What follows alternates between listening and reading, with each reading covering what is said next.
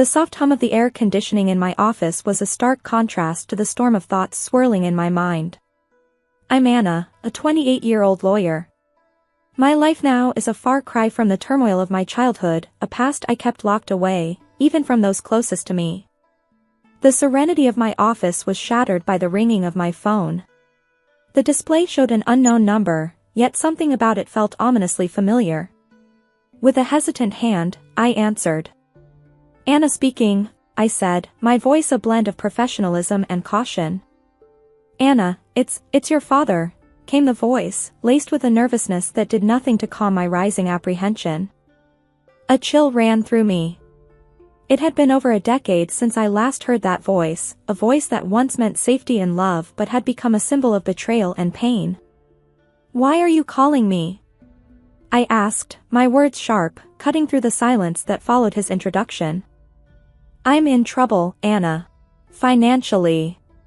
I need your help, he said, his voice cracking slightly. His plea, however sincere it might have been, ignited a fire of resentment within me. My help? Now you need me after all these years? I retorted, disbelief and anger intermingling in my tone. Yes, I wouldn't ask if it weren't serious. I'm really in a bind, he continued, desperation creeping into his voice. You stopped being my father a long time ago. You can't just call me now and expect me to help, I responded, my voice cold and unwavering. There was a pause on the line, a heavy silence that felt like an unbridgeable chasm. Anna, please. I'm still your dad, he said, a feeble attempt at rekindling a bond long extinguished. The word dad felt foreign, almost jarring. A dad? You forfeited that title when you chose her over me, I said, the years of suppressed anger and hurt finding their way into my words. You're my daughter. I thought. You thought wrong, I interrupted, cutting him off mid-sentence. You made your choice years ago, and now I've made mine. His voice was a mix of pleading and despair. Anna, I am sorry. I just need this one favor. The word sorry echoed in my office, a hollow and meaningless sound. Sorry doesn't change the past. I can't help you, I stated firmly and hung up. My childhood, before the age of 10, was filled with love and laughter, a testament to the wonderful life my parents and I shared in our small rented house. My mother, a beacon of joy and kindness, filled our days with warmth and our nights with stories and dreams. My father, once a playful and caring man, would spend evenings playing games with me or teaching me little things about the world. Our home was a cocoon of happiness, where every day was an adventure and every night a sweet dream. But our blissful life came to an abrupt halt with my mother's untimely death. The house that once echoed with laughter and love turned into a silent mausoleum of memories. I remember walking through the rooms, each corner a stark reminder of her absence. The loss was unbearable, not just for me but for my father too, who had lost the love of his life. However, the depth of his grief seemed to diminish quickly, much to my confusion and dismay. Within just a few months, he brought home Marissa, a woman who was to take a significant role in our lives. I recall the day he introduced her, a day that marked the end of my cherished childhood. Anna, this is Marissa. She's going to be staying with us, my father announced one evening, his voice devoid of the warmth I was so accustomed to. I looked up at her, searching for a hint of motherly warmth or friendliness, but found none. Her presence was imposing, her gaze cold and calculating. From the very first moment, I sensed a change in the air, a shift that filled me with an unexplainable sense of dread. Hello, Anna, Marissa said, her voice smooth yet devoid of genuine emotion. Her smile, rather than comforting, seemed to hide something sinister beneath its surface. In the days that followed, the house felt different, as if the walls themselves were recoiling from her presence. The cheerful memories of the past seemed to fade, replaced by a lingering unease that settled in every corner. I remember looking at Marissa, trying to find something redeeming or kind about her, but her every look, every gesture, seemed to be laced with an unspoken animosity. It was clear that she wasn't here to fill the void my mother had left, but to weave a new narrative, one in which I was an unwelcome part. As I watched her move around our home, a home that once felt safe and happy, I couldn't help but feel that her arrival was the beginning of something ominous. The way she looked at me, with eyes that seemed to hide more than they revealed, did not bode well for the future. The days following Marissa's arrival were like walking through a nightmare that I couldn't wake up from. The house, once filled with my mother's laughter and love, now felt cold and unwelcoming. Marissa's presence cast a shadow over everything, turning even the simplest daily routines into a series of struggles. One morning, as I sat down for breakfast, I noticed my food tasted unusually salty. "Marissa, did you put too much salt in this?" I asked, my voice hesitant. "Oh, did I? It must have been a mistake." "Just eat it, Anna. Don't be so picky," she replied, her tone dismissive, almost mocking. The incidents grew more frequent and spiteful. I remember finding my clothes ruined after laundry. "Marissa, my clothes are all faded." "What happened?" I asked one day, holding up my once favorite dress, now discolored and unwearable. She glanced at it and shrugged nonchalantly. "Maybe the washing machine is acting up. Or perhaps it's time you stop wearing such childish clothes." I felt a surge of frustration but knew arguing would only make things worse. Feeling helpless, I turned to my father, hoping he would see through her facade. "Dad, Marissa is ruining my things. She's always mean to me," I said one evening, my voice trembling with a mix of anger and sadness. My father's reaction was far from what I had hoped for. "Anna, you're imagining things. Marissa is doing her best to fit into our family. Stop causing trouble," he said sternly, his words cutting deep. "But Dad, it's the truth." I protested, but he wouldn't listen. "That's enough, Anna. I don't want to hear any more of your accusations," he replied, his voice rising in anger. Each day was a battle, trying to navigate around Marissa's hostility and my father's indifference. The home that once felt like a sanctuary now felt like a prison. I started spending more time in my room, trying to escape the constant tension that hung in the air. Living in that house of horrors, I felt alone and misunderstood. The safety and happiness that once filled those walls were replaced by fear and anxiety. Every day, I longed for the past, for the times when my mother's smile was enough to light up the entire room, a stark contrast to the darkness that now lingered in every corner. Living with Marissa became a daily ordeal of evasion and endurance. Her hostility towards me escalated from verbal jabs to physical abuse. It started subtly, a pinch on my arm or a twist on my stomach, always in places easily concealed under my clothes. The pain was sharp, a cruel reminder of my helplessness in her presence. I developed strategies to avoid her, constantly alert to her whereabouts in the house. I would take long routes to my room or wait until she was occupied before I moved around. Despite my efforts, there were times when she caught me off guard, and those moments always resulted in some form of pain. One day, while I was quietly reading in the living room, Marissa walked in and, for no apparent reason, pinched my arm hard, her nails digging into my skin. I winced in pain but bit back any cry of protest. She looked at me with a cold, triumphant smirk before walking away.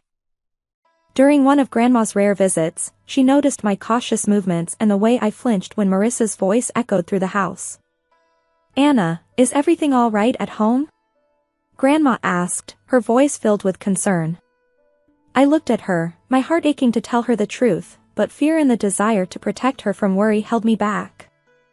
"Yes, Grandma, everything's fine. Just a lot of schoolwork," I lied, offering her a forced smile. She seemed unsure but didn't press further.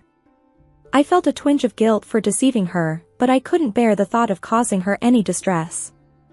That evening, as Grandma left, I saw Marissa watching from the window, her expression one of satisfaction. It was as if she relished the fact that she had control over me, that she could hurt me and get away with it. Her triumphant look was a clear message that she was the one in power, and I was just a helpless player in her twisted game. I retreated to my room, feeling trapped in a cycle of abuse and silence. The physical pain from Marissa's pinches and twists was bearable compared to the emotional turmoil I felt. School was my sanctuary, a place where I could briefly escape the misery of my home life. But even there, the shadows of my struggles at home began to seep through. My teacher, Mrs. Thompson, a kind-hearted woman who always encouraged her students, started to notice changes in me. One day, as I was handing in my homework, she gently grabbed my wrist, her eyes drawn to the bruises on my arm. "Anna, what happened here?" "These look like bruises," she said, her voice laced with concern. I quickly pulled my arm back, covering the bruises with my sleeve. "It's nothing, Mrs. Thompson. I fell while playing," I lied, avoiding her gaze. Mrs. Thompson didn't look convinced. "Anna, if there is something wrong, or if someone is hurting you, you can tell me. It's important to speak out," she urged, her eyes searching mine for the truth. I wanted to confide in her, to tell her everything about Marissa and how I lived in constant fear, but the words wouldn't come.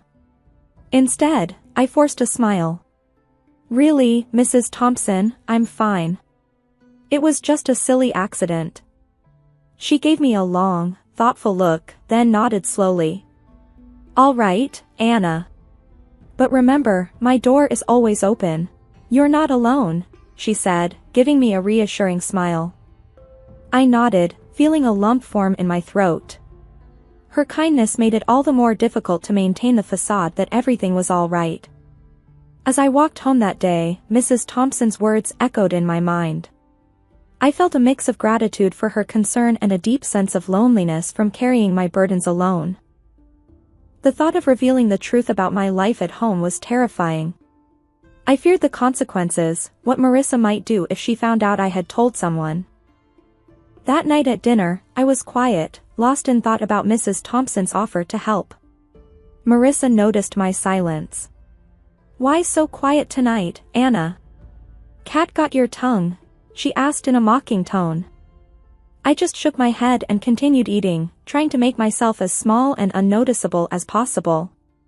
After dinner, as I lay in bed, the reality of my situation felt more overwhelming than ever. Mrs. Thompson's concern had shown me that people did care, yet the fear of what revealing the truth might bring kept me silent. I was caught between the desperation to tell someone and the fear of Marissa's retaliation, a balancing act that I navigated every day. The day my teacher, Mrs. Thompson, decided to involve my father was a day filled with anxiety and dread for me. I sat in the principal's office, fidgeting nervously, my mind racing with fear about how my father would react. When he finally arrived, his face was stern, his eyes betraying a mix of irritation and embarrassment. "What's this about, Anna? Why am I being called to your school like this?" he demanded, his voice sharp as he walked in. I glanced at Mrs. Thompson, seeking a semblance of support. Swallowing hard, I tried to find my voice. "Dad, Mrs. Thompson she saw the bruises," I stammered, feeling the weight of his gaze on me. Before I could explain further, he interrupted, his anger palpable. "Bruises? What are you talking about? Are you making up stories again?" Mrs. Thompson stepped in, her tone firm yet calm. "Mr. Smith, I'm concerned about Anna's well-being. The bruises on her arm don't seem accidental. We need to address this." My father's face turned a shade darker with anger. "She's perfectly safe at home. Anna, are you spreading lies about our family?" He turned towards me, his disappointment clear. The tears I had been holding back started to spill. "It's not lies, Dad. Marissa, she's been hurting me," I managed to get out, the truth finally surfacing. His reaction was one of total disbelief. "Marissa? That's ridiculous. She's been nothing but kind to you. I won't have you slandering her with these accusations."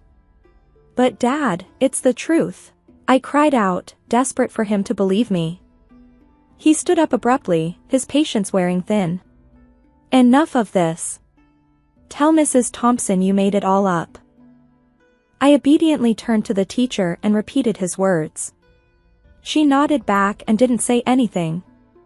Upon reaching home, without another word, he locked me in my room. Through the door, I could hear Marissa's voice, dripping with false concern. "I told you she's just seeking attention," she said. I sat on my bed, feeling a profound sense of isolation and despair. The one person I thought I could always count on had turned his back on me. The walls of my room, which had once felt like my personal haven, now felt like the walls of a prison. I lay there, thinking about everything that had happened. The pain of the physical abuse was nothing compared to the emotional torment of being disbelieved and punished by my own father. It was a harsh realization that the person who was supposed to protect and love me unconditionally was now the source of my deepest pain. The days following my confinement in my room were some of the darkest I had ever experienced. Trapped and feeling utterly alone, I realized that my only hope lay in my grandmother, my father's mother. She was a kind and loving woman who had always shown me affection, but I had never dared to burden her with my troubles at home. One evening, when I was sure Marissa and my father were occupied, I mustered the courage to call my grandmother. My hands were shaking as I dialed her number. "Hello," her familiar, warm voice came through the phone.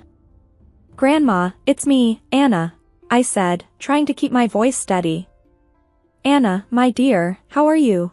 she asked, her tone filled with genuine care. Tears welled up in my eyes as I replied, "Grandma, I need help. Can I come and stay with you for a while?" There was a moment of silence on the other end. "What's wrong, Anna? Did something happen?" I took a deep breath, the words rushing out. "It's Marissa, she's been hurting me, and Dad won't believe me. I don't know what to do." I could hear the concern in her voice as she quickly responded, "Of course, my dear. You come right over. I'll take care of this." The next day, my grandmother arrived. She was a small woman, but her presence filled the room. She confronted my father with a strength that surprised me. "John, I'm taking Anna with me. She's not safe here," she declared firmly. My father, taken aback, tried to protest. "Mom, you can't just take her. She's my daughter." "Your daughter whom you failed to protect," she countered sharply. "I won't stand by and watch her suffer." Marissa tried to intervene. "She's just a child making up stories. You can't believe her over us." Grandma turned to Marissa, her eyes steely. "I know a scared child when I see one. Anna is coming with me, and if you try to stop me, I'll take this matter to the authorities." My father, realizing he was defeated, didn't put up any further resistance. As I gathered my things, I saw Marissa's expression change from defiant to defeated. Leaving the house with my grandmother, I felt a weight lift off my shoulders. For the first time in months, I felt safe. The car ride to Grandma's was quiet, but her presence was comforting. Once we arrived, she turned to me and said, "You're safe now, Anna. You don't have to worry anymore." In my grandmother's house, I found the love and security that had been missing in my life. It was a haven where I could heal and regain my strength. The contrast between her nurturing home and the coldness of my father's house was stark. For the first time in a long while, I felt like I could breathe again, free from the fear and anxiety that had plagued me. Years had passed since I left my father's house to live with my grandmother. Her home had been a sanctuary, a place of healing and love. But time, as it does, moved on, and with it brought another wave of change. My beloved grandmother passed away, leaving a void that seemed impossible to fill. At the funeral, my father and Marissa showed up, their faces a mix of feigned sorrow and poorly disguised eagerness. It was clear they were more interested in what they might gain from her passing than mourning her loss. After the funeral, as we gathered at my grandmother's house, Marissa wasted no time. "Well, Anna, I suppose you'll be finding a new place to live now. This house and everything in it belongs to your father now," she said, her voice tinged with a barely concealed glee. My father nodded in agreement, his eyes scanning the room as if already planning what to do with the house. I couldn't help but smile, a reaction that seemed to confuse them. "Actually, that's where you're wrong," I said, the confidence in my voice taking them by surprise. "What do you mean?" my father asked, his expression shifting to one of confusion. I took a deep breath, savoring the moment. "Grandma left a will. She bequeathed the house and a substantial amount of money to me," I explained, watching as their expressions changed from confusion to shock.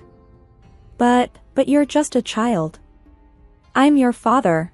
I should be in charge of any inheritance you receive, my father stammered, his sense of entitlement clear. Marissa chimed in, her voice shrill. Yes, until you come of age, your father will manage your property. Good prospects. Their reactions were almost amusing. You don't give a damn about me so much that you didn't even wish me a happy birthday. I turned 18 a month ago. I'm legally an adult now.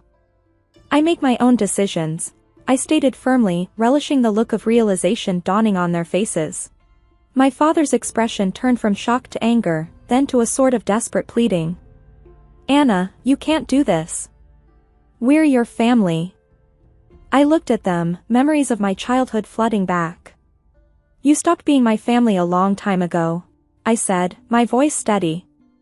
Marissa stepped forward, her tone now begging, at least let us stay in the house.